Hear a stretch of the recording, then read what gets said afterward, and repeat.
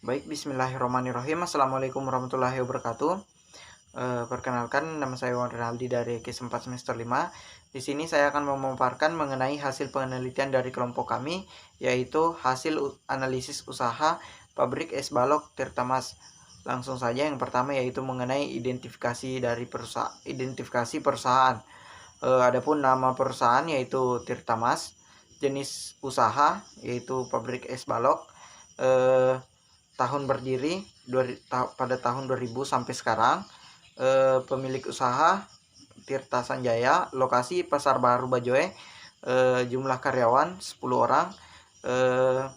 Jam kerja 12 jam per shift. Berikutnya yaitu analisis aspek kelayakan bisnis. Yang pertama yaitu aspek hukum. Di sini adapun legalitas yang dimiliki oleh pabrik es balok Tirtamas, yaitu yang pertama surat izin usaha, yang kedua surat keterangan tempat usaha, surat izin kebisingan, surat izin pengelolaan limbah, surat pajak tanah, surat pajak air, serta sertifikat tanah. Berikutnya yaitu aspek keuangan. Yang pertama dari segi modal, menurut salah satu karyawan di sini juga, modal awal yang digunakan yaitu menggunakan modal pinjaman dari bank untuk biaya pembangunan. Yang kedua untuk kebutuhan biaya investasi kedepannya dan dari keuntungan yang diperoleh dari pabrik Tirtamas ini telah membangun beberapa aset. Yang pertama yaitu membeli sebuah pabrik untuk dikelola kembali, pesantren perempuan yang berada di Panyili, penginapan Tirta Kencana di Bone, rumah makan sederhana yang berada di Makassar, hotel Arta Kencana yang berada di Makassar, serta barbershop yang berada di Jakarta. Yang ketiga, penilaian terhadap kemampuan usaha, di mana usaha dinilai layak untuk dilanjutkan karena telah memiliki legalitas usaha yang mampu untuk melakukan persaingan ke depannya. Yang keempat, biaya produksi, yaitu yang pertama pajak tanah yang harus dibayar tiap bulan, pajak air, pajak penghasilan perusahaan, gaji perorangan, gaji karyawan. Di sini pabrik Tirtamas itu sendiri memiliki 10 karyawan, di mana terdapat 2 operator, 2 supir, 3 buruh, 1 manajer, serta 2 di bagian penjualan. Adapun gaji dari masing-masing tersebut, di sini buruh es, operator dan bagian penjualan itu digaji 700 sampai 1 juta per bulan. Gaji dari supir yaitu 1 juta sampai 1.500.000 per bulan. Serta yang terakhir gaji manajer yaitu 5 juta per bulan.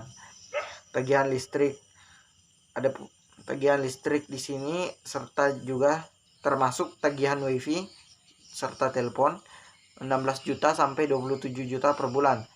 Biaya makan per hari, dana untuk membeli oli atau solar, serta yang terakhir yaitu untuk membayar zakat.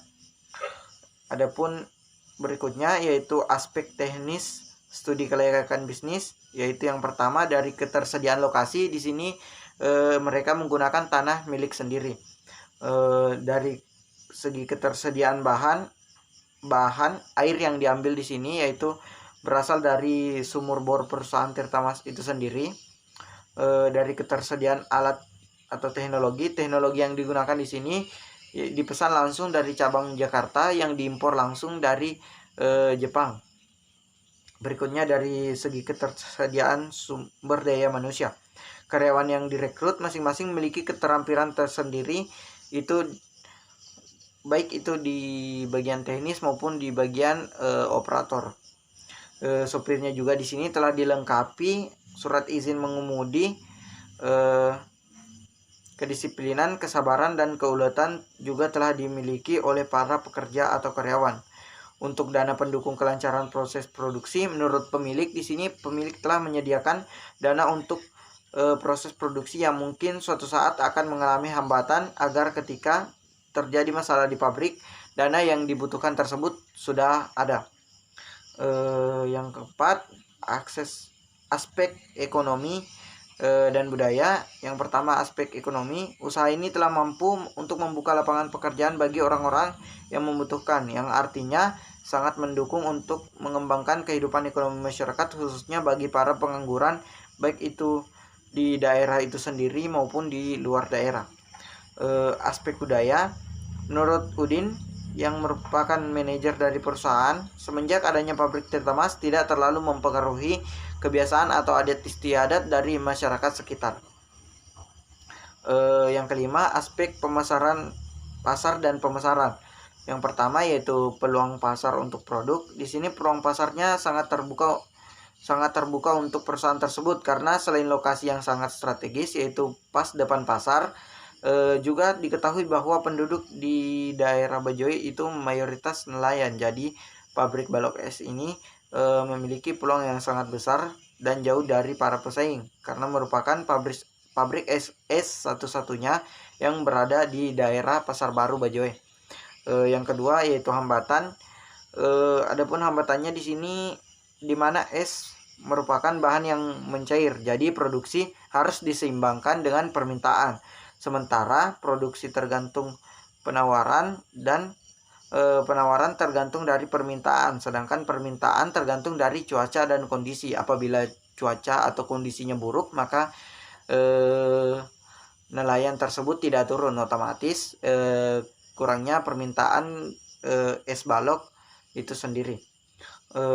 Kemudian adapun hambatan yang dialami ketika awal COVID-19 mewabah di Indonesia. Di sini banyaknya perusahaan ikan di Makassar yang tutup akibat pandemi ini, sehingga banyaknya nelayan yang tidak turun melaut karena tutupnya perusahaan tersebut, sehingga permintaan terhadap es balok itu sendiri juga ikut menurun. Berikutnya yaitu ada pesaing. Menurut manajer pabrik Tirta Mas, pabrik mereka itu jauh dari pesaing karena mereka merupakan pabrik satu-satunya yang berada di lokasi tersebut. Pemasaran di sini yang pertama yaitu jemput bola. Dari segi pemasaran, pabrik Tirta Mas menggunakan strategi pemasaran jemput bola, di mana mereka melakukan kegiatan pemasaran dengan cara menghubungi atau mendatangi langsung calon konsumennya. Berikutnya yaitu word of mouth. Di sini word of mouth adalah pemberian rekomendasi dari salah seorang pembeli yang puas terhadap salah satu produk kepada individu lain. Berikutnya yaitu omset. Di sini penjualan normal per harinya yaitu 150 balok per hari. Adapun untuk omset kotornya per bulan dari hasil kalkulasi yaitu 250 dikali 12.000 dikali 30 dikurangi 10%, yang hasilnya adalah 81 juta rupiah. Sementara omset bersih per bulannya itu kadang mencapai 20 juta sampai 50 juta per bulan. Aspek manajemen dan organisasi. Untuk manajemen sumber daya hingga pabrik es balok Tirta Mas diatur sedemikian mungkin dan butuh bekerjasama antara karyawan dan pemilik untuk mencapai target penjualan es balok tiap harinya. Misalkan di sini memperkirakan berapa target es balok yang akan terjual dalam sehari, memperkirakan ketika mesin akan selesai beroperasi maka es balok juga sudah habis terjual agar tidak terjadi pengeluaran tambahan lagi. Dalam satu minggu terdapat 1-2 hari pabrik Tirta Mas melakukan tahan produksi, yaitu pada hari Rabu dan Kamis, karena para nelayan lebih banyak melakukan permintaan di hari Jumat. Pada hari Jumat pabrik Tirta Mas melakukan produksi normal agar ketika nelayan turun ke laut es balok juga sudah tersedia. Berikutnya menghindari produksi berlebihan agar sosok yang akan mereka simpan tidak melampaui 10%.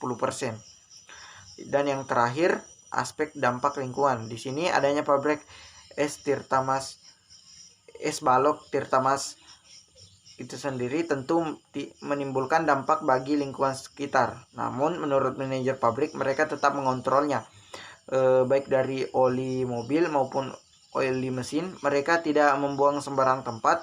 Mereka menampungnya lalu menjual oli bekas tersebut kembali. Kemudian untuk limbah udara dan bau yang ditimbulkan pabrik Tirta Mas juga jarang karena selalu ada yang mengontrol semaksimal mungkin agar tidak menimbulkan bau yang menyengat. Karena dampak bagi kesehatan jika tercium akan terasa sakit di dada Jika kena mata akan sakit mata, dan apabila terkena bagian luka akan perih di luka. Jadi pihak pabrik selalu menjaga agar hal seperti itu tidak terjadi.